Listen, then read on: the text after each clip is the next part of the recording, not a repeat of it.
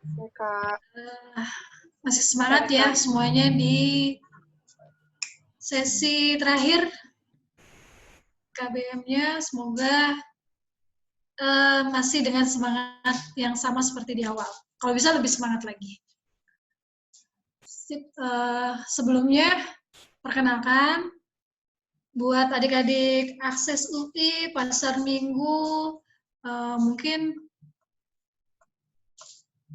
untuk yang akses UI kita belum pernah ketemu. Kalau yang pasar minggu, halo apa kabar semuanya? Ketemu lagi sama kakak Lili,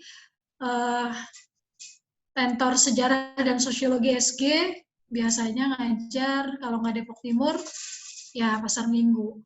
Gitu. Oke. Sebelum kita mulai, kali ini kita akan bahas prediksi SIMAK ya. Sudah pada megang buku semua kan ya?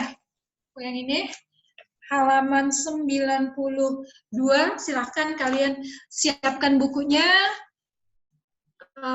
dibuka bukunya, mau sambil santai aja, sambil makan, sambil minum, sambil ngemil, silahkan.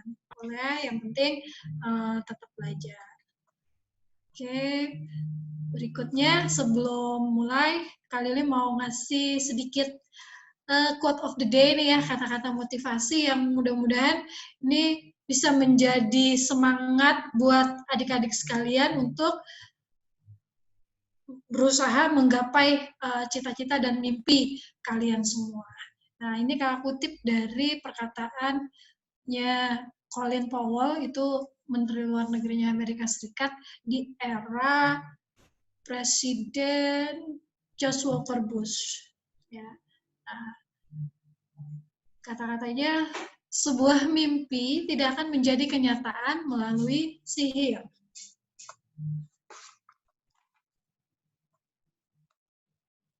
Dibutuhkan keringat, tekad, dan kerja keras. Artinya apa? Ya kita harus punya mimpi, bahkan bermimpilah yang besar. Apalagi kalian masih generasi muda, jalan hidup kalian masih panjang, masa depan kalian masih panjang, semoga masa depan kalian semua cerah, maka bermimpilah sebesar-besarnya, tapi jangan cuma sampai mimpi doang. Setelah mimpi apa? Maka mulailah cicil mimpi kalian biar bisa terrealisasi dengan usaha dan tekad yang kuat. Gitu. Oke, nah yang jangka pendek kan nih berarti UTBK dan SIMAK UI ya, atau mandiri-mandiri yang lain. Intinya buat kalian naik step ke jenjang yang lebih tinggi nih, bergelar mahasiswa. Saya doakan semoga kalian semua bisa menjadi mahasiswa di PTN-PTN sesuai dengan keinginan kalian yang mungkin pengen jadi psikolog, pengen jadi ahli hukum, pengen jadi ekonom, pengen jadi akuntan, pengen jadi sastrawan, dan mungkin ada juga yang pengen jadi sejarawan seperti saya. Mudah-mudahan bisa terrealisasi semua mimpinya. Oke, mungkin itu aja perkenalan singkat dari kakak. Sekarang kita sudah siap ya bukunya ya. Kita mulai pembelajaran kali ini dengan terlebih dahulu kita berdoa. Silahkan berdoa menurut agama dan kepercayaan adik-adik masing-masing. Berdoa dimulai.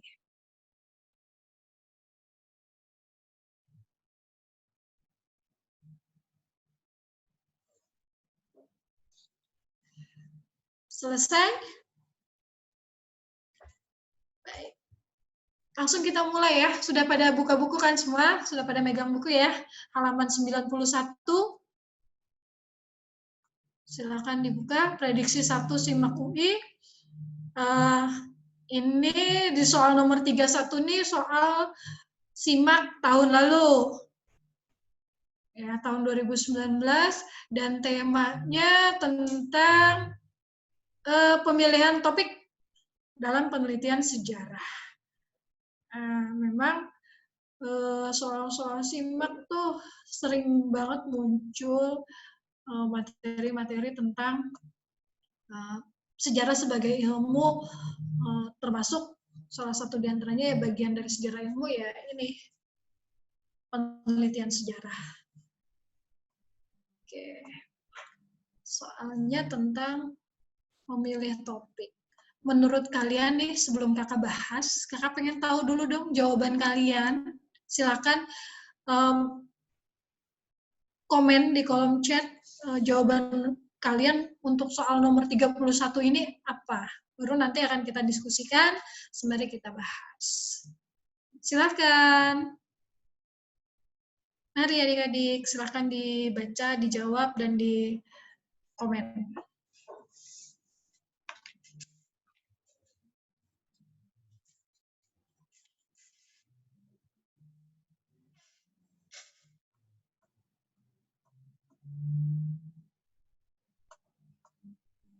Bentar, kakak lihat dulu komennya.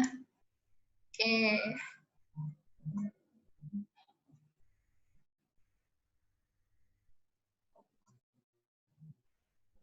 A. Oke. Beberapa menjawab A. Baik, terima kasih kepada yang sudah mencoba menjawab. Sekarang kita bahas tentang memilih topik dalam penelitian, khususnya sejarah. Kalau penelitian sejarah itu kan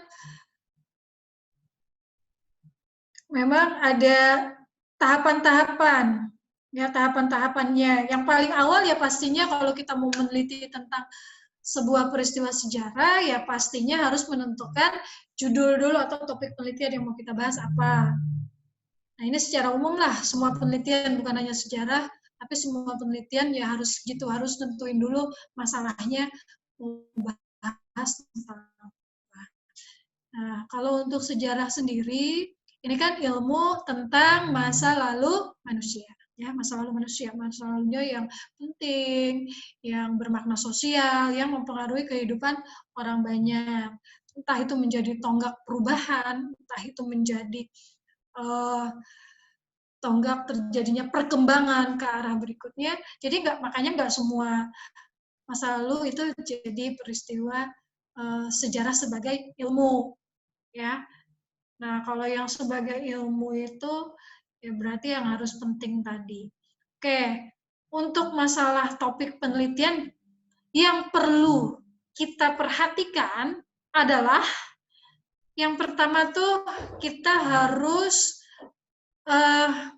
topik itu harus penting ya, secara umum topik itu harus penting. Nah, kalau penelitian sejarah ya berarti kita mau mengangkat masalah ya tadi harus bermakna sosial, harus penting. Nah, bisa misalnya saya mau nulis ngajuin penelitian tentang pengalaman hidup saya gitu. Nah, siapa saya gitu kan, cuma orang biasa yang bukan tokoh besar atau tokoh nasional, ya maka pasti nggak akan di ACC gitu. Jadi harus masalah yang penting. Oke, dalam menentukan topik. Yang kedua, balikin ke diri kita. Penelitian itu topiknya harus menarik minat. Maksudnya gimana menarik minat? Ya harus membangkitkan semangat kita untuk terjun dalam penelitian itu. Nah, ini makanya sangat disarankan penelitian itu memang bergelut pada hal yang kita senangi, termasuk penelitian sejarah. Misalnya, saya dulu waktu kuliah suka dengan politik, biasa aktivis kampus gitu kan. Ya makanya akhirnya saya milih tema penelitian itu ya yang berhubungan dengan pergerakan gitu, entah itu pergerakan kampus atau pergerakan politik dan segala macam. Nah, kenapa? Karena memang respeknya saya atau minatnya saya ke sana. Nah, begitu juga dengan yang lain-lain mungkin ngambil apa, ya ngambillah yang memang kita minati, yang memang kita sukai. Karena kalau kita milih topik yang kita sukai, kemungkinan kita untuk bisa menyelesaikan itu lebih besar karena kita lebih termotivasi. Nah, yang ketiga nih baru nih. Yang ketiga nih yang cukup krusial juga atau cukup penting juga adalah sejarah ilmu tentang masa lalu manusia. Nah, itu kita menggalinya dari mana? Tentu dari jejak-jejak yang ditinggalkan, ya, jejak-jejak yang ditinggalkan dari sumber-sumber yang ada. Maka tepat jawaban kalian tadi. Sama yang udah menjawab, itu jawaban kalian yang A, hebat. Di soal nomor pertama ini awal yang baik, kalian bisa menjawab dengan benar. Betul, bahwa harus sumbernya dulu, datanya dulu, tersedia apa enggak, baru kita bisa melakukan penelitian itu. Ya kalau datanya nggak ada, ya penelitiannya akan terhambat, tidak akan bisa berjalan. Gitu. Ya, oke, jawabannya yang A, ketersediaan data dan sumber. Nah, selanjutnya, sebelum masuk ke materi berikutnya, saya akan kembali menjelaskan tentang tahapan-tahapan dalam penelitian sejarah yang lain. Setelah kita memiliki masalah, atau memiliki topik penelitian, nah maka kita mulai nih penelitian kita. Dengan cara apa? Ya kalau sudah dapat masalah, sudah dapat topik, ya kemudian kita kumpulkan sumbernya, atau dalam istilah sejarah namanya heuristik, ya, mengumpulkan sumber. Nah, kita cari nih sebisa mungkin sejarah itu kita rekonstruksi secara utuh. Ibarat kita nih mau cari tahu tentang sebuah peristiwa sejarah, ya kita harus gali sedalam-dalamnya dan gali sebanyak-banyaknya sumber-sumber yang ada, biar penelitian kita bagus, biar penelitian kita lengkap dengan sumber yang banyak, dengan sumber yang melimpah, gitu, maka kita akan bisa menghasilkan karya yang lebih baik lagi. Ya, mengumpulkan sumber. Nah, kalau dalam sejarah sumber itu ada 5. Ya, sumber itu ada 5. Ada 6 sih sebenarnya. Ada 3 itu berdasarkan wujud sumbernya. Nah, ini ada sumber benda, ada sumber tulisan, juga ada sumber lisan. Lalu ada berdasarkan waktu sumber itu dibuat, ya, apakah sezaman atau tidak. Nah, ini ada 3 juga, ada sumber primer, ada sumber sekunder, dan ada sumber tersier, gitu. Ya, tapi biasanya yang kita bahas sampai sumber seringkali hanya sampai sumber primer dan sekunder aja, kayak gini. Berarti tadi ada 2 ya sumber, ada 2 pembagian. Menurut wujudnya ada 3, sumber lisan, sumber tulisan, sumber benda. Nah, sumber lisan. Contohnya apa? Contohnya kesaksian secara langsung, cerita secara langsung dari pelaku sejarah atau dari saksi sejarah yang tahu. Pokoknya dia nyampein secara lisan, secara langsung melalui omongan. Nah, itulah sumber lisan, ya. Lalu yang kedua sumber tulisan. Nah, kalau sumber tulisan gimana? Berarti bentuknya teks, naskah, atau dokumen. Ya, teks, naskah, atau dokumen. Misal, dokumen perjanjian KMB. Ya, nah itu ada dokumennya, misalnya hasil dari perjanjian KMB. Nah, itu berarti sumber yang berbentuk tulisan. Lalu sumber artefak. Nah, kalau artefak itu benda. Misalnya apa sih? Misal ada sumber benda, bisa masuk bangunan, misalnya bangunan candi, bangunan masjid. Bisa juga misalnya hasil kebudayaan berupa perkakas atau benda-benda kayak misalnya keris. Kalau zaman prasejarah itu artefak misalnya ada bangunan megalit gitu kan, dolmen, menhir, dan seterusnya. Atau misalnya di Hindu-Buddha ada prasasti. Nah, itu sumber berupa benda. Oke. Nah, kemudian primer sekunder. Kalau sumber primer berarti sumbernya langsung atau sezaman. Maksudnya sezaman gimana? Sezaman itu berarti sumber tersebut berasal dari saat peristiwa itu terjadi. Jadi dibuatnya saat peristiwa gitu. Nah, itu sumber sezaman. Misal nih rekaman ini kan dikirim nih,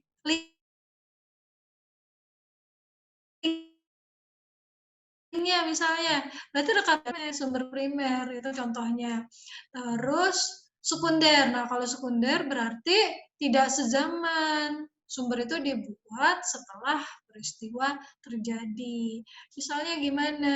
Misalnya apa namanya, buku atau tulisan-tulisan sejarawan, nah itu masuknya ke sumber sekunder maupun tersier karena dibuatnya sesudah peristiwa. Dan yang kedua, sumber sekunder itu intinya berupa olahan, ya, olahan terhadap sumber tersebut. Berarti sudah mengandung interpretasi atau penafsiran. Oke, yang kedua, kalau sumber udah ngumpul, sumber udah lengkap, terus diapain lagi? Diuji atau diverifikasi, karena yang namanya penelitian ilmiah itu kan harus objektif sifatnya, harus bisa dipertanggungjawabkan, maka harus diuji dulu kebenarannya. Nah, mengujinya ada dua, ada intern dan ekstern. Kalau intern itu berarti menguji dari dalam, maksudnya gimana sih menguji dari dalam? Ya, intinya maknanya berarti yang diuji adalah kredibilitas sumber. Ya. Informasi atau kandungan isi dari sumber itu, tingkat kepercayaannya, tingkat kebenarannya seberapa besar. Itu kredibilitas. Ya, itu yang intern. Nah, kalau yang ekstern apa?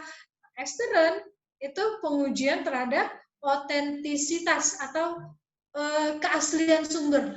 Ini sumber asli apa palsu? Ini sumber benar apa enggak, yang mengeluarkan itu ya memang sumber yang berkenaan dengan peristiwa sejarah itu. Ya. Nah, ini cuma lihat dari bahannya aja, asli apa palsu bahannya yang ada. Nah, itu namanya kritik ekstern. Nah, selesai dikritik, berarti sumber-sumber yang lolos verifikasi, lalu kita interpretasikan. Nah, apa tuh interpretasikan? Nah, disinilah proses rekonstruksi. Ya, proses rekonstruksi tadi. Kita coba untuk mengaitkan antara satu sumber dengan sumber yang lain sehingga menampilkan fakta yang utuh, fakta yang menyeluruh, bukan fakta yang sepotong. Ya, karena cerita, kalau misalnya nih ceritanya ada masih nggak jelas atau masih penuh dengan misteri, pasti kan akan menimbulkan kebingungan. Maka kita harus utuh ininya, harus menyeluruh dari awal sampai akhir. Terus kita kaitkan antara fakta satu dengan fakta yang lain. Nah, itulah rekonstruksi. Kita membangun peristiwa masa lalu secara utuh. Nah, terakhir kalau udah kita rekonstruksi, kita analisis, terus kita apain lagi? Ditulis tentunya. Ya, ditulis dalam laporan penelitian. Jadi deh karya sejarah. Oke, itu tahapan-tahapannya. Nah, sampai sini soal yang nomor 31 ini ada pertanyaan nggak? Enggak, Kak. Enggak, Kak. Ada pertanyaan kah? Boleh kalau ada yang mau tanya, mau ngomong langsung silakan, mau chat silakan. Oke. Enggak, Kak.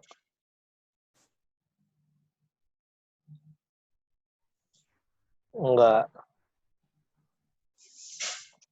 Tidak. Enggak. Kakak izin minum dulu ya.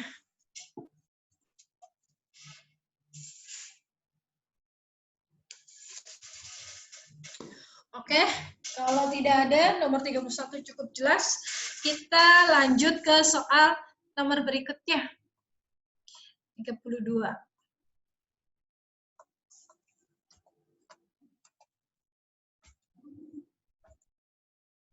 Nah, ini soal nomor 32.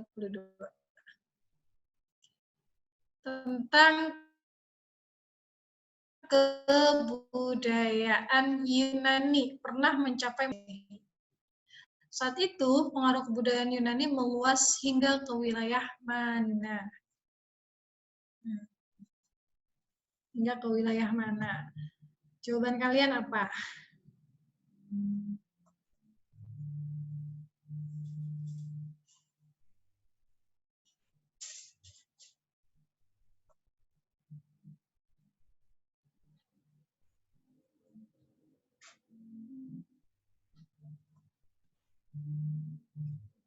Coba menurut Kakak mau tanya ke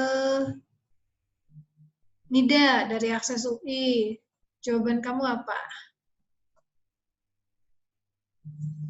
Halo Nida. Halo Kak.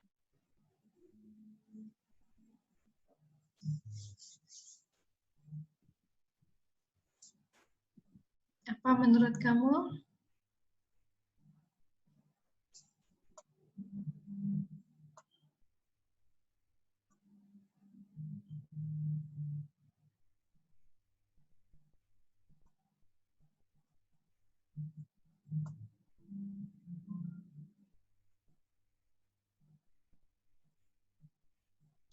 Italia, Libya, Persia, Yaman, apa Turki?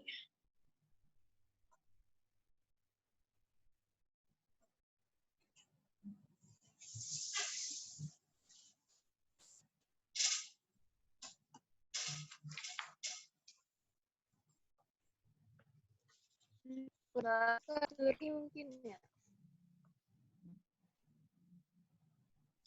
Oke.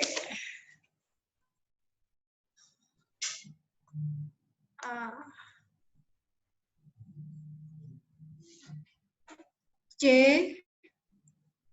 C atau E? Galau nih jawabnya. Nah, kalau simak jangan kayak gini. Jawabannya nggak ada di antara dua pilihan. Ya, bingung ini, susah kalau di antara dua pilihan. Yang mana, Fasya? Oke, saya nggak tahu. Oke, baiklah. Kita bahas aja kalau gitu. Ya,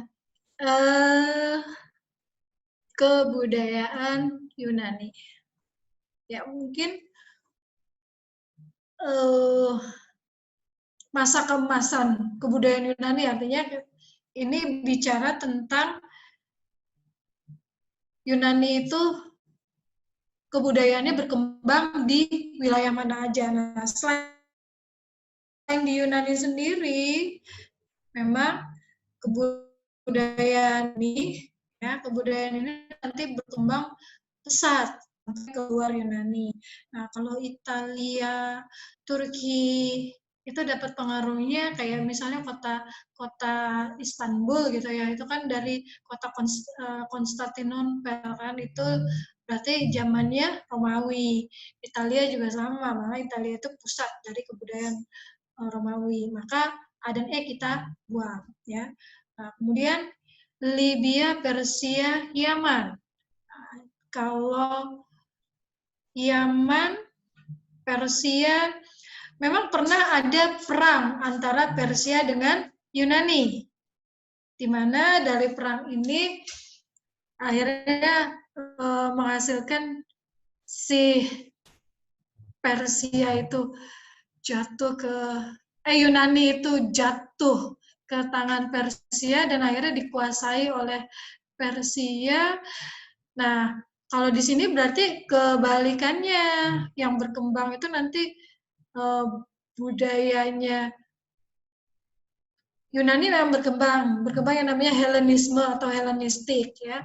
Tapi wilayah Persia bukan menjadi bagian dari kebudayaan Yunani. Sebaliknya justru Yunani di bawah penguasaan Persia. Nah, ini setelah masa ini lewat, bukan di masa 8 sampai 5 sebelum Masehi. Nah, kalau masa keemasan Yunani mana? Ada 5 kota, ya, ada 5 kota yang di luar Yunaninya ini yang mendapatkan pengaruh kebudayaan Yunani. Mana aja tuh? Yang pertama ada namanya kota Kyrenika atau kota Kiren. Lalu ada Mesir. Ya, ada Mesir, kemudian ada Kolkis. Nah, ini rata-rata di hampir wilayah pengaruhnya itu rata-rata di Afrika sebagian besar.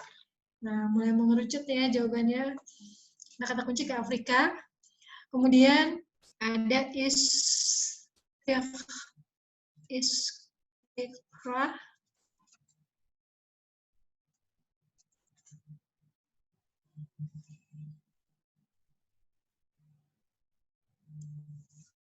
Nah, ini 4 kotaknya. Kita kirim lewat chat. Nah, mana? Kota Kirenika atau kota Kerin ini sekarang dikenal dengan nama, betul, ya, Kirenika sekarang dikenal dengan negara Libya. Jadi jawabannya yang B. Ya, jawabannya yang B. Libya, kota Kerin. Nah, apa sih pengaruh budaya Yunani itu? Contohnya apa sih budaya Yunani yang kalian ketahui?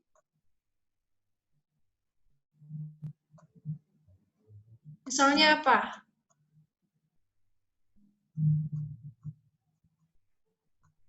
Budaya Yunani ada contohnya, ada model labirin ya, sebagai benteng pertahanan itu ada labirin. Kemudian ada juga teknik cor logam, nah itu juga kebudayaan Yunani. Lalu ada lagi apa? Mitologi atau kepercayaannya dewa-dewi Yunani. Kemudian ada seni filsafatnya ya, atau seni pemikirannya, yaitu filsafat Yunani atau filsafat logika. Nah, itu diantara kebudayaan-kebudayaan Yunani yang menyebar ke seantero dunia.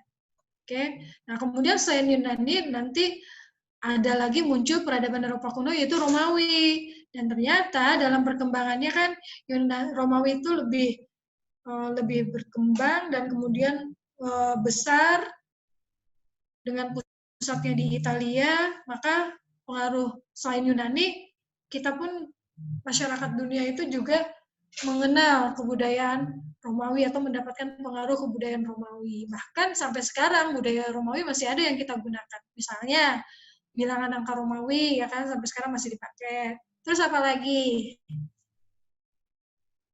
Pengaruh Romawi yang lain misalnya penanggalan, kalender, terus kemudian marmer. Ya, itu contoh dari peninggalan Romawi. Oke, nomor 32. Ada pertanyaan nggak? Jawabannya yang B ya. Jika belum ada, kita langsung bahas ke pembahasan berikutnya, ke soal nomor berikutnya. Nah, ini tentang masa Islam. Ya, tentang masa Islam. Pertanyaannya, musafir Cina yang melaporkan adanya perang saudara di Majapahit sekitar awal abad 15 dan ia pun menulis terdapat komunitas Cina Muslim yang bermukim di pantai utara Jawa Timur, Gresik, Tuban, Surabaya. Nah, si musafir ini berasal dari Yunan atau Cina Selatan dan Guangzhou, Cina Tenggara. Nah, menurut kalian siapa musafir tersebut? Mengzi, Li Peng, Manchu, Cheng Ho, Mahuan. Jawaban kalian apa? Silahkan tulis di kolom komentar.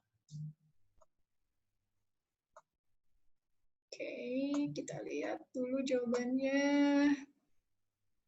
Oke.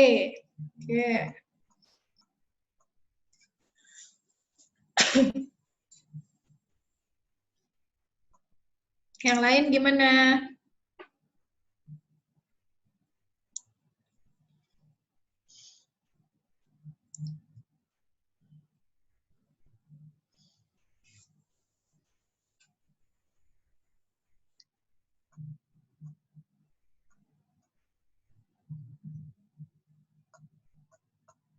Oke, langsung kita lihat pembahasannya.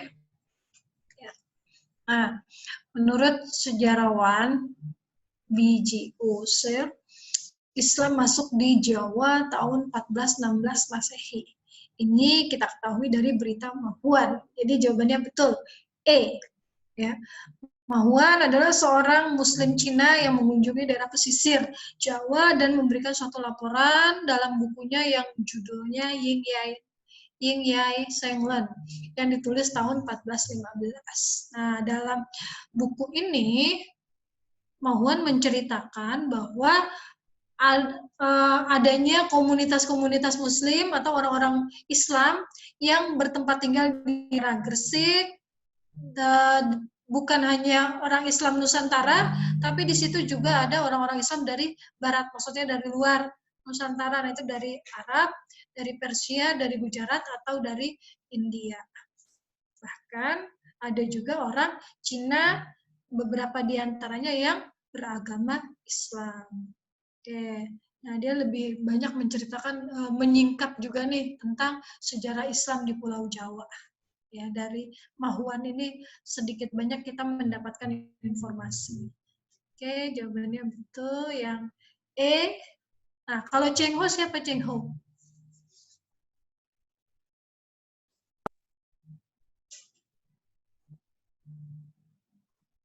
Kenal nggak sama Cheng Ho? Laksamana Cheng Ho. Lupa, Kak.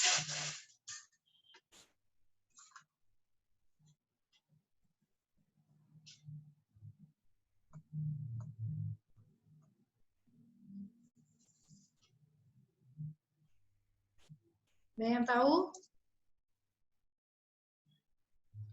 Nah, kalau Cheng Ho itu lebih ke abad 16. Nanti Laksamana Cheng Ho itu yang istilahnya yang memperluas atau melakukan ekspansi gitu ya, ekspansi kekuasaan Muslim Cina. Nah, dia datang nih ke berbagai daerah atau berbagai negara di Asia Tenggara, ya termasuk salah satunya pernah datang ke Indonesia. Nah, peninggalannya maka ada tuh kontennya Cheng Ho di Semarang kalau nggak salah. Tuh. Kayak ini dia laksamana ya atau prajurit, maka dia lebih ke perang atau ekspansi kekuasaan. Oke, kita lanjutkan ke soal nomor berikutnya. Nah, sekarang masuk 34 nih, bicara tentang Perang Dunia II, khususnya tentang kekalahan Jepang terhadap sekutu yang dilakukan di atas kapal perang AS, yakni USS Missouri pada tanggal 2 September 45. Saat itu pihak Jepang diwakili oleh siapa? Jenderal Koiso, Kaisar Hirohito, Letjen Hitoshi Imamura, Menlu Jepang Mamoru Shigemitsu, atau Letjen Kumakichi Harada. Silakan tuliskan jawabannya.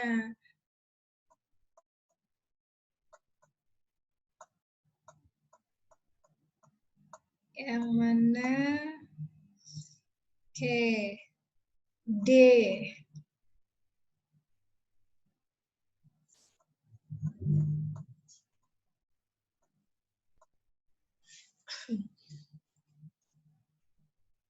Oke, kita bahas ya.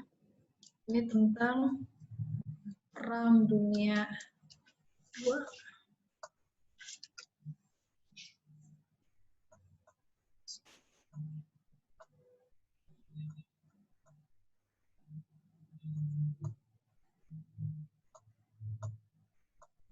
Ini.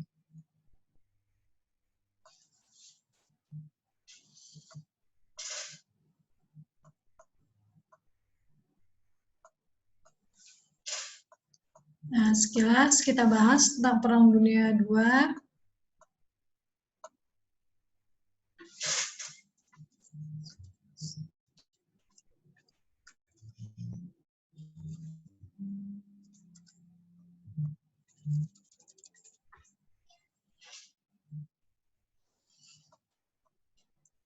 kenapa bisa sampai terjadi. Terus di endingnya tadi Jepang kalah, lalu Jepang menyerah kepada sekutu,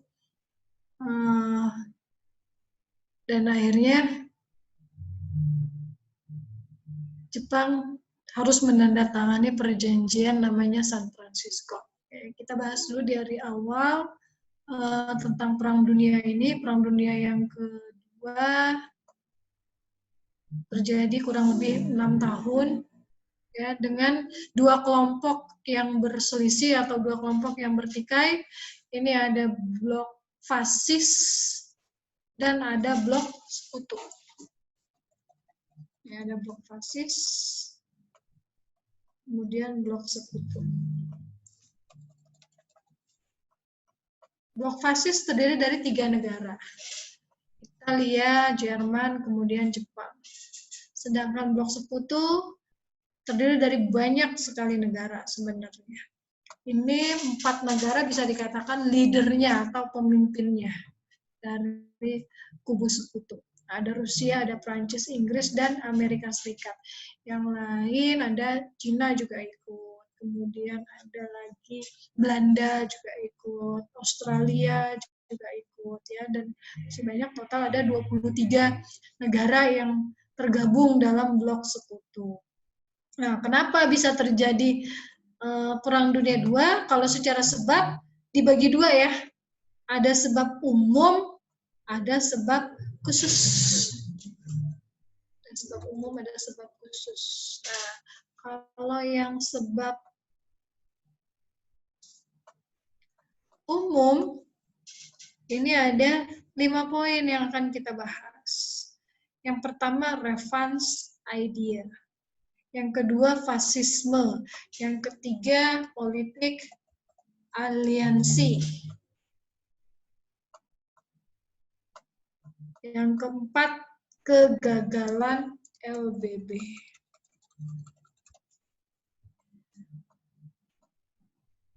Nah, kita mulai bahas. Poin 1 diawali sih dari kegagalan LBB dulu. Apa maksudnya? LBB ini kan organisasi perdamaian, ya, organisasi perdamaian yang dibentuk pasca Perang Dunia I usai. Nah, organisasi ini dibentuk, diprakarsai oleh Woodrow Wilson dan Winston Churchill. Woodrow Wilson dari Amerika Serikat dan Winston Churchill dari Inggris. Nah, mereka bertemu lalu merumuskan proposal untuk pembentukan organisasi perdamaian dunia. Nah, maka terbentuklah LBB. Namun, LBB ini tidak mampu menjaga perdamaian dunia karena keanggotaannya yang bersifat sukarela. Ya, keanggotaannya yang bersifat sukarela dan tidak ada aturan jelas atau sanksi tegas yang bisa diberikan kepada anggota yang misalnya melakukan pelanggaran. Nggak ada tuh, maka akhirnya pada seenaknya keluar masuk dari LBB atau seenaknya menjadikan LBB sebagai alat untuk kepentingan mereka, terutama negara-negara besar Eropa nih memanfaatkan LBB untuk menekan negara-negara lain supaya menyetujui kepentingan atau keinginan mereka. Udah dari situ kacau dan bubarlah akhirnya LBB karena tidak berhasil menjaga perdamaian. Yang kedua, revenge idea. Apa tuh revenge idea? Semangat balas dendam. Paham nggak maksudnya? Balas dendam di sini maknanya apa? Ada yang tahu? Balas dendam dari negara mana? Terus kenapa dia pengen balas dendam? Balas dendam ke Jerman itu, Kak.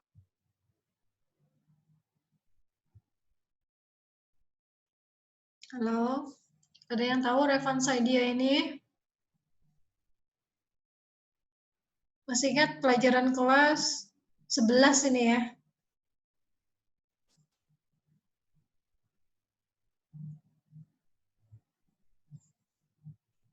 Oke, sambil kakak jelasin, revenge idea ini dari dari dua negara, yakni dari Jerman dan Italia. Ya, mereka dendam. Dendam ke siapa? Jerman dendam kepada sekutu secara keseluruhan karena kekalahan Jerman di Perang Dunia I, kemudian berakibat pada harus ditandatanganinya perjanjian Versailles, menyebabkan wilayah Jerman itu menyempit karena ada yang diambil alih sama pihak sekutu. Kemudian dari situ Jerman ingin merebut kembali, ingin membalas dendam atas kekalahannya dia di masa lalu itu di Perang Dunia I itu dengan melakukan serangan lagi, dengan melakukan perang lagi dan berharap menginginkan Jerman bisa menang. Kemudian yang kedua, Italia. Nah, kalau Italia balas dendamnya apa? Italia tuh kan di Perang Dunia I awalnya sebenarnya masuk ke blok sentral, temenan sama Jerman Austria, tapi kemudian berantem sama Austria, pindahlah dia ke blok sekutu setahun kemudian. Nah, harapannya kenapa Italia berantem sama Austria itu karena masalah berebut wilayah, ya berebut wilayah, wilayah di bagian selatan itu, wilayah Istria, wilayah Dalmatia, wilayah Tirol Selatan. Nah, Italia tuh pengen wilayah itu dikasih yang di bawah pendudukan Austria itu diberikan atau dikasih kepada Italia, sedangkan si Austria waktu itu tidak mau memberikan. Akhirnya Italia ngambek, pindahlah dia ke blok sekutu. Nah, ketika pindah dan berhasil menjadi pemenang nih, Italia udah ngebayangin kan, oh gue bakalan dapet wilayah nih, permintaan gue pasti dikasih, kan gue termasuk tim pemenang, pasti gue dapet jatah. Ternyata enggak, itu yang karena menimbulkan sakit hati dan dendam dari Italia, yang kemudian Italia yang pertama kali nanti memunculkan fasisme. Nah, kita masuk ke sebab umum berikutnya nih, fasisme. Apa itu fasisme? Fasisme adalah sini ultranasionalis di sini. Apa maksudnya ultranasionalis?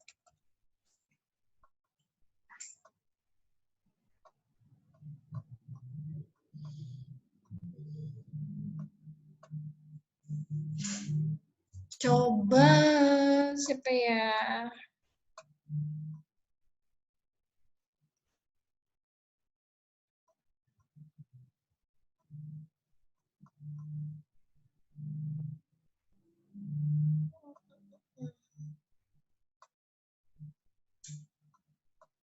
Sharon, coba Sharon. Menurut Sharon, apa itu fasisme dan paham ultranasionalis? Silakan boleh tulis di kolom komentar aja. Atau kalau mau unmute, boleh silakan. Apa itu ultranasionalis?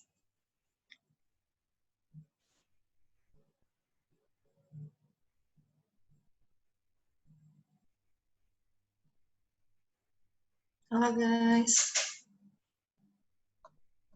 Masih ingat kan nih tentang Perang Dunia II?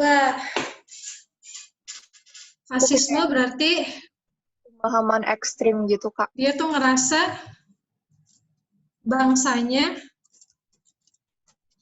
yang paling unggul, ya, yang paling baik, yang paling the best.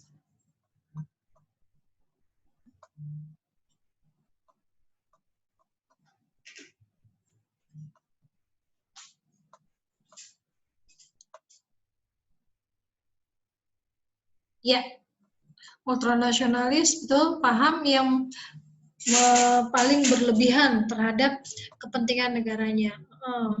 Jadi fasis itu dia ngerasa dia paling tinggi derajatnya, paling baik, paling unggul, maka negaranya ya harus lebih unggul dari negara manapun di dunia. Nah, dia kemudian menginginkan melakukan ekspansi wilayah. Dia merasa berhak untuk menguasai negara lain. Nah, ini awalnya di Italia, munculnya fasisme ini dibawa oleh Benito Mussolini. Ya, waktu itu Benito Mussolini mencanangkan Italia Irredenta atau pembebasan Italia. Jadi dia pengen menghidupkan kembali Imperium Romawi. Nah, Romawi itu kan pusatnya di Italia ya. Nah, dia pengen menghidupkan kembali Imperium Romawi yang wilayah kekuasaannya tuh sangat besar di masa lalu tuh sangat besar, sangat luas, sangat banyak wilayah-wilayah yang berhasil dikuasai atau diduduki oleh Romawi. Nah, dia pengen kayak gitu lagi. Ya, kemudian disusul yang kedua setelah Italia, Adolf Hitler, Jerman juga sama mengembangkan paham fasisme yang merasa bahwa derajat bangsanya paling tinggi, maka dia merasa berhak untuk menduduki negara lain. Nah, ini semboyannya adalah Lebensraum, ruang hidup yang luas. Maka di sini Jerman menginginkan punya wilayah atau punya ruang hidup yang lebih luas. Selanjutnya di Jepang. Ya, Jepang ini karena memang pengaruh restorasi Meiji, Kaisar Hirohito ini kan mendapatkan pendidikan salah maaf. Udah mulai nggak konsen sore ya. Oke, Kaisar Hirohito dia terpengaruh dari pemikiran Barat, fasisme, ya. Lalu dia ingin mengembangkan fasisme ini di Asia dengan semboyan Hakoichiu. Nah, di Hakoichiu itu dia bilang Hakoichiu itu artinya adalah ingin mendirikan Imperium Asia Raya, Asia Timur Raya. Maka di sini dia pengen menguasai wilayah-wilayah di Asia.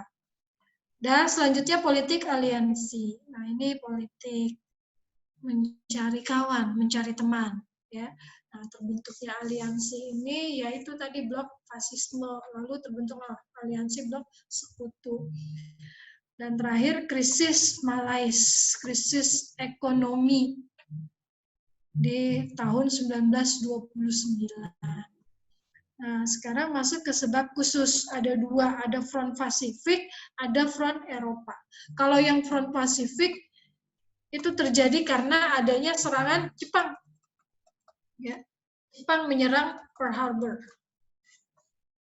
Apa alasannya kenapa Jepang menyerang Pearl Harbor? Karena si Jepang pengen mewujudkan fasismenya dia tadi, ya, pengen membangun Imperium Asia Timur Raya, sementara Pearl Harbor dianggap menjadi halangan atau rintangan buat mewujudkan impian Jepang menguasai Asia. Maka dia serang, dia porak-porandakan Pearl Harbor ini supaya langkah Jepang untuk menguasai Asia berjalan lancar, berjalan mulus, gitu. Nah, kemudian yang kedua, front Eropa, Jerman menyerang Polandia. Nah, ini berkaitan dengan semangat Evansidia tadi. Si Jerman pengen ngerebut kota Danzig. Ya, kota yang dianggap haknya Jerman karena penduduknya berbahasa Jerman. Nah, dengan penyerangan ini, ya, ketika Jerman menyerang Polandia, maka kemudian Inggris menyatakan perang terhadap Jerman, kemudian disusul Prancis, lalu disusul juga Rusia menyatakan perang. Nah, Amerika Serikat pun menyatakan perang terhadap Jepang. Nah, disinilah akhirnya dimulai Perang Dunia II yang dalam fase perjalanannya terbagi dalam 3 titik atau 3 fase. Ada fase awal, nah itu ketika yang tadi kakak jelasin yang disebab itu, saat negara-negara blok fasis melakukan penyerangan ke berbagai wilayah, kemudian fase turning point atau fase titik balik. Nah, kalau di fase awal tuh, si blok fasis gilang gemilang atau sukses lancar jaya menguasai daerah-daerah yang dia serang. Ya, berhasil tuh diduduki Pearl Harbor, berhasil dilululantakkan Asia, lalu berhasil dikuasai oleh Jepang. Polandia berhasil direbut oleh Jerman. Bahkan kemudian Jerman menyerang negara-negara Eropa yang lain dan berhasil mendudukinya. Nah, tapi masa titik balik, mereka yang tadi berhasil ini nih, kebalikannya justru mengalami kemunduran. Ya, mengalami kemunduran. Nah, kalau untuk fase titik balik front Asia, titik baliknya si Jepang, itu terjadi dalam pertempuran Midway. Ya, dalam pertempuran Midway di Pasifik. Sedangkan fase kekalahannya pihak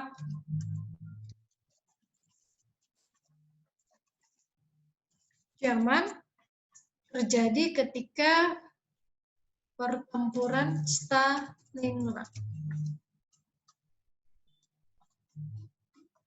di mana Jerman berhasil dipukul mundur keluar dari Moskow, Rusia. Oke, nah dari dua kekalahan ini akhirnya menjadi momentum satu persatu wilayah yang tadinya berhasil dikuasai oleh blok fasis lepas lagi dan berhasil direbut kembali oleh sekutu. Nah, terakhir bahkan sekutu akhirnya berhasil mengalahkan atau membuat blok fasis tidak berdaya. Ya, akhirnya Jerman kalah, Jepang kalah, Italia kalah, dan mereka diwajibkan menandatangani perjanjian. Nah, untuk yang Jepang tadi digeladak kapal Misawari itu. Ya, siapa yang datang? Oke, kita balik lagi ke PPT. Betul, jawabannya yang D. Ya, Jepang diwakili oleh Menlu-nya, yakni Mamoru Shigemitsu.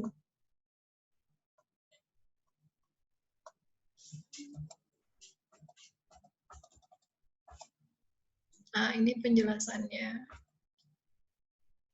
Sip, 34 selesai. Kita masuk ke soal berikutnya, 35.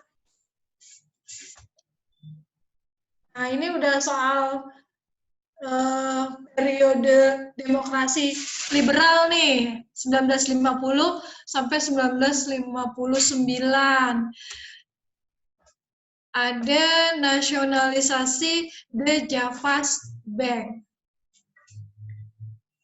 Oke, sebelum ke soal tujuan nasionalisasi The Javas Bank untuk apa, saya mau tanya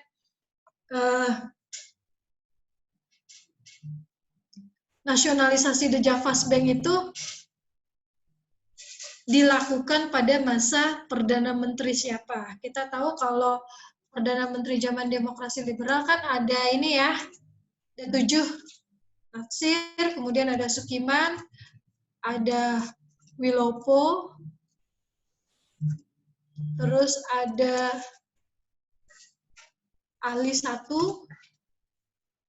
ada Burhanuddin, Ali 2, dan terakhir Juanda. Nah, si nasionalisasi ini,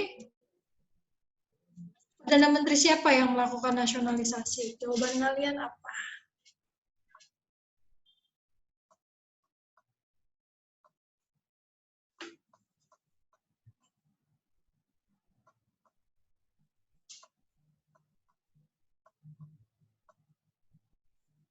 Sukiman. Ya, betul sekali Delia, Fasya. Jawabannya Sukiman. Ya, pada masa Sukiman itu dinasionalisasi tahun 51. Kemudian setelah dinasionalisasi nantinya The Javas Bank dijadikan Bank Indonesia pada masanya Wilopo. Oke. Sekarang masuk ke kenapa harus dinasionalisasi The Javas Bank ini. Dinasionalisasi kan artinya diambil alih ya, kepemilikannya diambil alih dari kepemilikan Belanda, diambil alih ke kepemilikan Indonesia. Nah, waktu itu dari Direktur Haja Loving akhirnya serahkan diambil alih sama Indonesia dan ditunjuklah Sabtudin Prawira sebagai Direktur The Javas Bank yang baru. Ya, apa tujuannya? Jawaban kalian, tujuannya apakah yang A, memperlancar perekonomian, pemerintahan, dan sirkulasi finansial, ataukah B, mengatasi inflasi, ataukah C, bertugas sebagai bank devisa, atau D, mencetak uang rupiah, atau E, melakukan reformasi perundang-undangan bank. Nah, yang mana nih yang menjadi tujuan dari nasionalisasi? A. Kenapa A?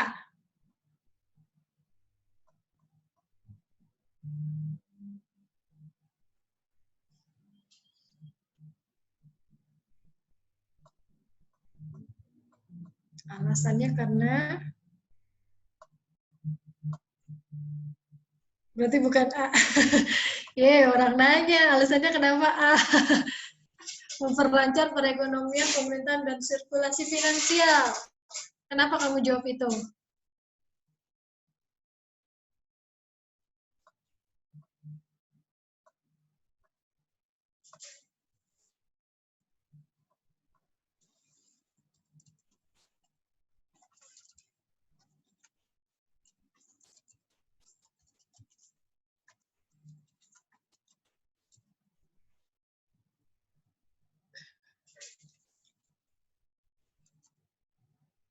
Apa B? Ya, ini pada galau nih. Jadi apa B nih? Orang cuma nanya alasannya. Dia jadi bank sirkulasinya kapan? The Javas Bank. Bank sirkulasi itu apa sih? Berarti yang ini ya, yang mengawasi. Ibaratnya ya kayak bank umum gitulah yang nampung uang yang ini. Nah, di awal saat Sukiman menasionalisasi The Javas Bank itu jadi bank sirkulasi terlebih dahulu. Jadi sebenarnya jawaban Fasya, terus jawaban siapa lagi tadi itu yang jawaban A tuh sebenarnya betul. Saya cuma ngetes jawabannya Farah. Itu betul. A. Ya. Nah, ini penjelasannya kita lanjutkan. Jadi nasionalisasi The Javas Bank itu tadi melalui Undang-Undang Nomor 24 tahun 1951, tujuannya itu untuk menaikkan pendapatan dan menurunkan biaya ekspor serta melakukan penghematan secara drastis. Kenapa? Ya intinya gini, dia mengatur sirkulasi finansial, mengatur peredaran uang. Kenapa sih harus diatur ya? Kalau selama ini uang itu diaturnya kita melalui The Javas Bank, terus itu pokoknya kalau untuk uang luar negeri harus melalui The Javas Bank. Ini kan kalau selama masih milik Belanda, tentu sulit ngontrolnya, sulit untuk mengawasi sirkulasinya karena bukan wewenang kita gitu untuk bisa memiliki mata uang asing. Nah, di situ akhirnya ada istilahnya ya kayak jual beli mata uang asing, lalu belum lagi bayar saat kita menggunakan jasa The Javas Bank untuk semacam tukar mata uang asing atau money changer, ya berarti kan ada jasa yang imbalan yang harus kita bayarkan kepada The Javas Bank. Intinya nggak efisien. Ya, intinya nggak efisien, banyak pengeluaran tambahan, ibaratnya kayak biaya admin, biaya ini apalah segala macam. Nah, maka ini berdampak pada biaya ekspor impor, terutama sekali biaya ekspor, ya karena harus tukar menukarnya harus melalui The Javas Bank dulu. Nah ini akhirnya memperbesar biaya ekspor, akhirnya mengurangi keuntungan yang mungkin didapat. Nah dengan alasan itulah supaya ekonomi lebih lancar, ekspor impor lebih lancar, kita yang bisa ngatur sirkulasi mata uang asing sendiri, maka dilakukanlah nasionalisasi The Javas Bank pada zamannya Sukiman, dan setahun kemudian zaman Wilopo akhirnya dijadikan Bank Indonesia, jadikan bank sentral. Oke. Jelas ya jawabannya yang A. Kalau nggak ada pertanyaan, kita lanjut ke next 36.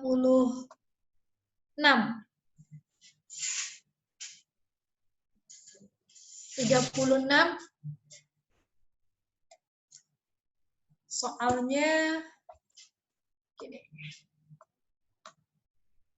Berdasarkan TAP MPRS nomor 9 tahun 66, pemerintah Orde Baru harus menyelenggarakan pemilu selambat-lambatnya tahun 68. Tapi kenyataannya pemilu baru dilaksanakan tahun 71.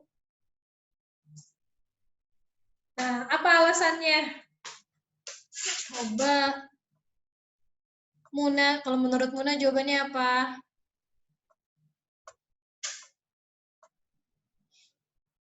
Tuh kan bener.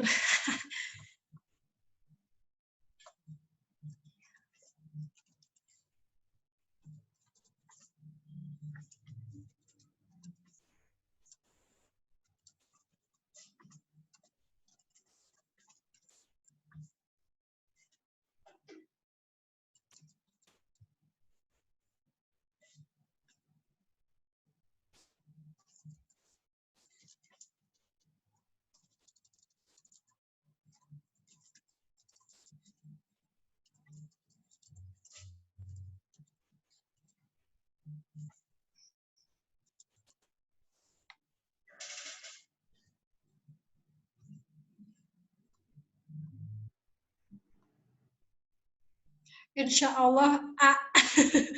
Ini nomor ini kan maksudnya. Nomor 36 kan?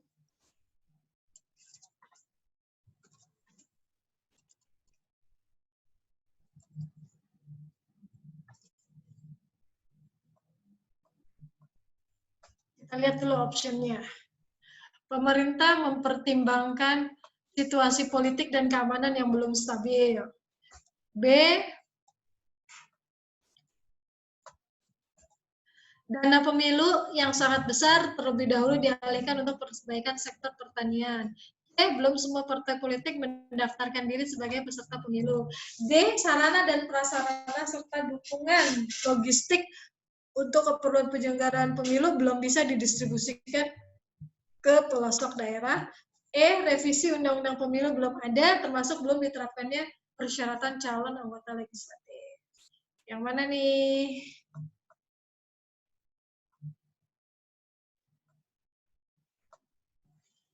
Ayo coba dijawab.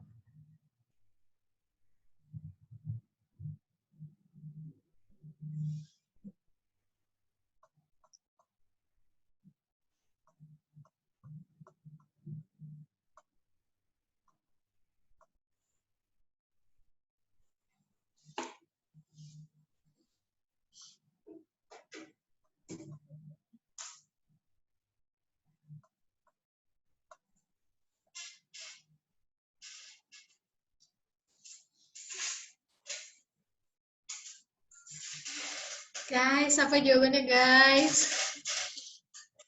Halo. 36.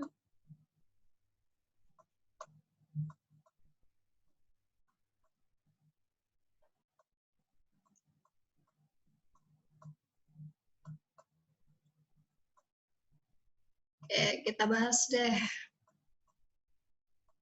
Masih pada on kan ya? Nah, ini ada jawaban nih. Coba kita lihat. Yang E. Oke.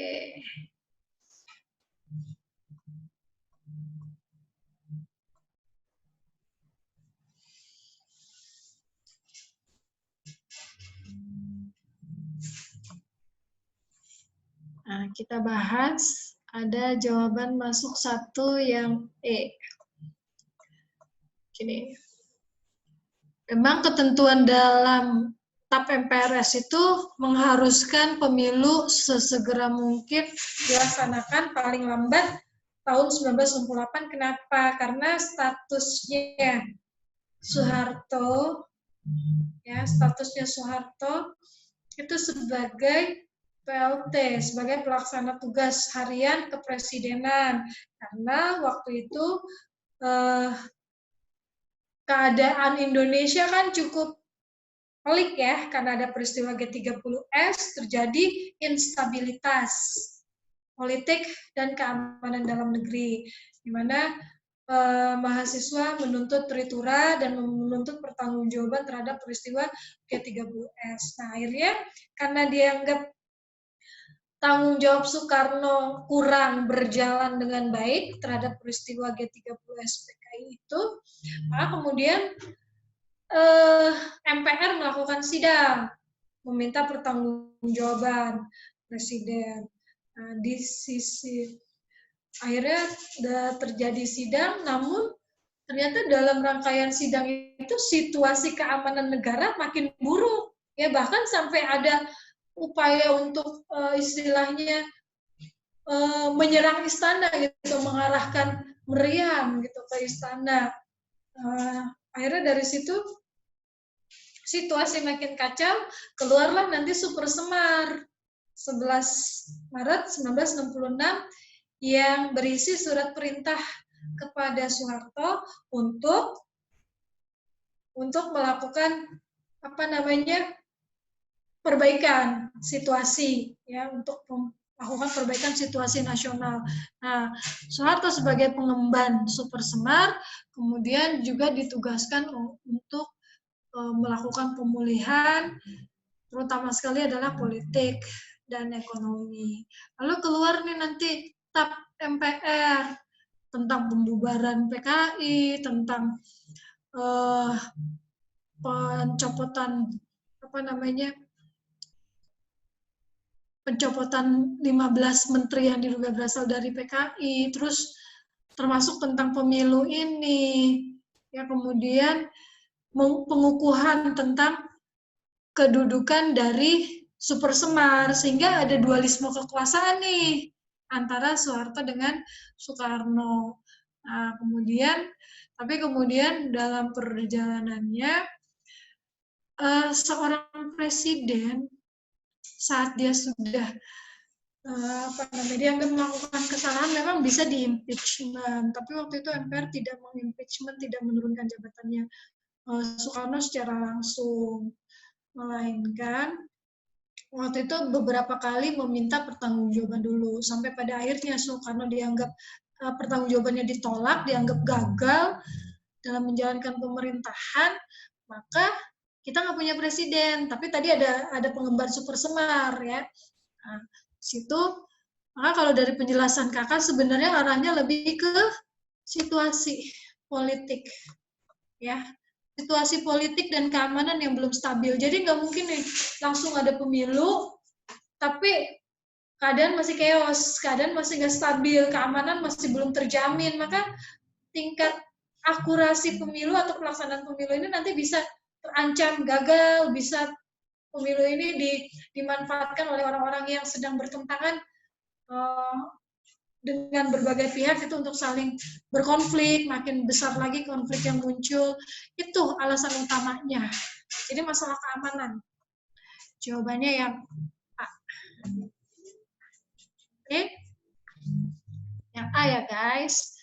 Next, kita lanjutkan. Sekarang masuk soal nomor 37. Insiden Teluk Babi adalah salah satu upaya Dinas Intelijen Amerika Serikat CIA untuk menjatuhkan pemerintahan Fidel Castro di Kuba tahun 1961.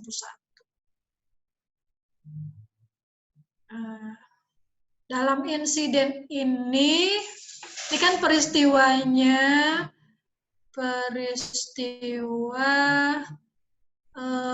awalnya adalah penggulingan pemerintahan Kuba yang oleh kelompok komunis yang akhirnya berhasil menaikkan rezimnya Fidel Castro. Nah, akhirnya Kuba berhasil menjadi negara komunis. Nah, di sisi lain, Kuba yang menjadi komunis ini menjadi ancaman bagi Amerika Serikat karena posisinya yang begitu dekat dengan negara Amerika Serikat tersebut. Sementara pada saat itu sedang ada perlombaan senjata nuklir. Ya. Nah, ada kekhawatiran nih, si Kuba itu pasti mata-mata penting, dan pasti nanti kalau ada apa-apa ibaratnya musuhnya tuh udah deket banget gitu dari Kuba, bisa tinggal nyerang. Nah, itu yang kemudian membuat Amerika berusaha untuk menggulingkan pemerintahannya si Fidel Castro. Dengan cara apa?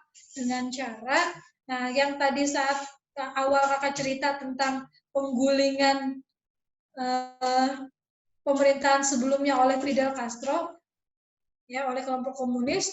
Nah itu kan akhirnya ketika rezim komunis naik, orang-orang yang digulingkan ini lawan-lawan kelompok komunis ini akhirnya melarikan diri gitu keluar dari Kuba. Nah, salah satunya adalah mereka lari ke Amerika. Nah, Amerika kemudian mempersenjatai mereka yang ada di pelarian ini, kurang lebih ada sekitar 1.400 orang dikasih senjata untuk melakukan perlawanan ke Kuba, ya, untuk melakukan perlawanan ke Kuba. Nah, jadi cara perlawanannya seperti itu. Yang jawabannya ya. Gimana? Bisa dipahami ya? Sorry, pencet. Stop.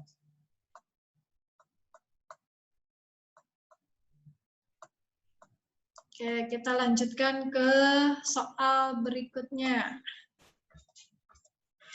38. Nah, ini tentang prasejarah nih. Bangsa Proto-Melayu memasuki wilayah Indonesia melalui 2 jalur, yaitu jalur barat dari Semenanjung Melayu ke Sumatera dan selanjutnya menyebar ke seluruh Indonesia, dan jalur timur melalui Filipina ke Sulawesi dan menyebar ke seluruh Indonesia. Ini soal sebab akibat ya, soal nomor 38. Berarti lihat pernyataannya. Pernyataannya kalau atas dan bawah benar, terus dia berhubungan, berarti A. Sudah hafal ini ya. Kalau yang atas benar, bawah benar, namun tidak berhubungan, berarti B. Kalau atasnya aja yang benar, sedangkan pernyataan bawahnya salah, berarti C. Kebalikannya, atasnya yang salah, bawahnya yang benar, berarti D. Kalau E, salah dua-duanya. Oke. Pernyataan atas dulu. Proto-Melayu. Bisa dikatakan Proto-Melayu itu merupakan nenek moyang bangsa Indonesia ya. Proto-Melayu ini masuk ke Indonesia pada periode kebudayaan Neolitikum. Ya, Neolitikum atau kebudayaan batu halus. Nah, mereka berasal dari Yunan. Nah, dari Yunan mereka kemudian melakukan perjalanan nanti ke Nusantara. Gimana pola perjalanan mereka, gimana cara perjalanan mereka? Nah, itu melalui 2 cara, melalui 2 jalur, jalur barat maupun jalur timur. Jalur barat itu berarti dari Semenanjung Malaya, lalu masuk ke Sumatera, Pulau Jawa, dan nyebar ke Indonesia lainnya. Kemudian jalur timur, ya melalui Filipina, Sulawesi, lalu nyebar ke wilayah Indonesia seluruhnya. Nah, ini berarti betul pernyataan atas bahwa orang Proto-Melayu itu ya 2 jalur. 2 jalur ya dari jalur barat maupun dari jalur timur. Yang kedua, pernyataan bawah juga betul karena di sini Proto-Melayu membawa kebudayaan yang dikenal dengan nama kebudayaan Neolitik yang tadi Kakak jelasin. Salah satu diantaranya adalah hasil kebudayaannya berupa kapak lonjong, lalu ada kapak persegi, ada beliung persegi, di mana perkakas atau peralatan tersebut sudah dibuat dengan baik, sudah diasah atau diupam, sudah dihaluskan, dan bentuknya sempurna. Gitu, berarti atas benar, bawah benar. Tapi ada kaitannya nggak nih atas sama bawah? Jawabannya A apa B?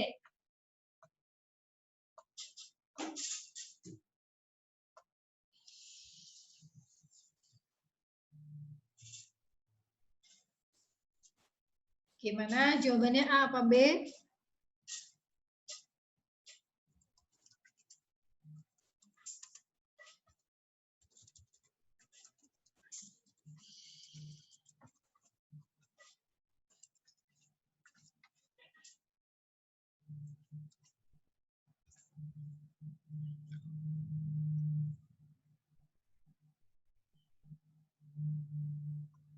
Kok privat sih?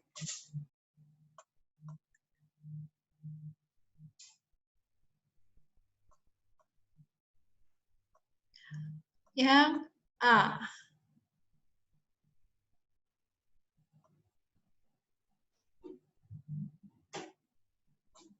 Oke. Berarti berhubungan. Baik, sekarang kita lihat lagi. Ya. Kita analisa lagi. Sebentar.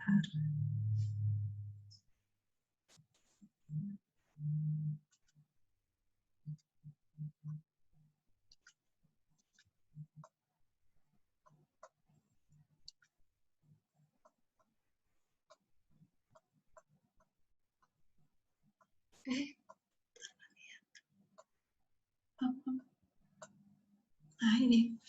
Kita analisa lagi. Jawabannya itu atas bawah tidak berhubungan. Nggak nyambung. Kenapa nggak nyambung? Memang kedua-duanya ngebahas tentang migrasinya Proto Melayu ke wilayah Indonesia, ya. Memang tentang migrasinya Proto Melayu. Tapi ini dari dua sudut pandang yang berbeda. Yang satu tentang migrasinya, yang kedua tentang hasil kebudayaan orang-orang Proto Melayu. Gitu. Nah, ini walaupun sama-sama tentang nenek moyang bangsa Indonesia, yakni orang-orang Proto Melayu atau Melayu tua, namun yang satu membahas tentang gimana cara orang-orang Proto Melayu itu datang, kemudian yang bawah membahas tentang kebudayaan yang dihasilkan oleh Proto Melayu itu apa saja, gitu. Nah, ini kita bahas.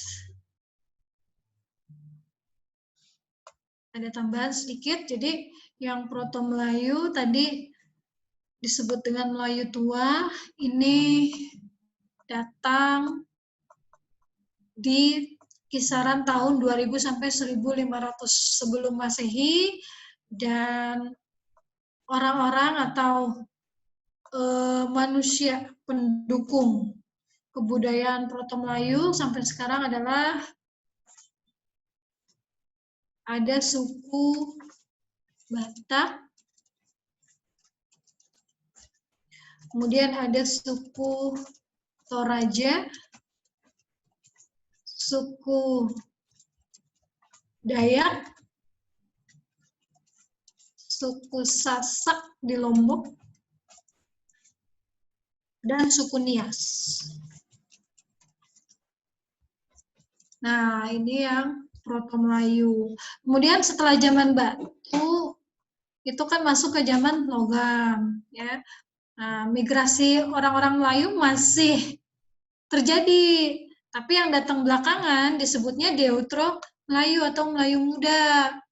Nah, ini 500 sampai 0 sebelum Masehi. Pada periode ini orang-orang yang merupakan berasal dari nenek moyang Deutero Melayu itu ada suku Jawa,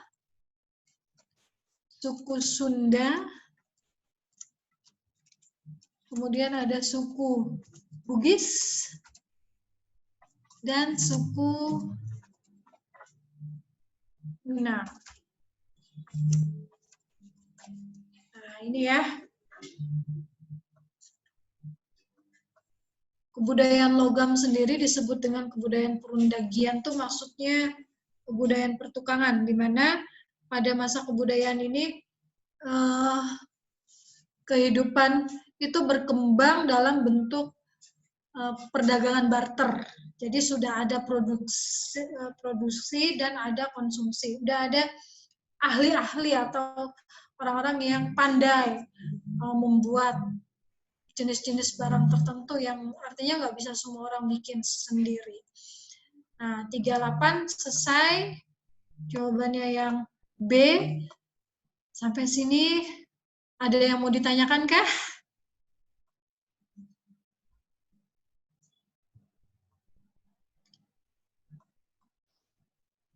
Oke, kalau nggak ada, kakak cukupkan sampai di sini ya. Tetap semangat adik-adik, tetap semangat belajarnya, tetap semangat latihan soalnya, jaga kesehatan, terus ingat UTBK dan ujian-ujian mandiri sebentar lagi, semua butuh proses. Jadi jangan nanti di akhir-akhir saat peperangan akan dimulai baru kalian persiapan. Oke, kurang lebihnya mohon maaf. Terima kasih atas partisipasi kalian. Sampai ketemu lagi di lain waktu. Assalamualaikum warahmatullahi wabarakatuh. Sampai jumpa.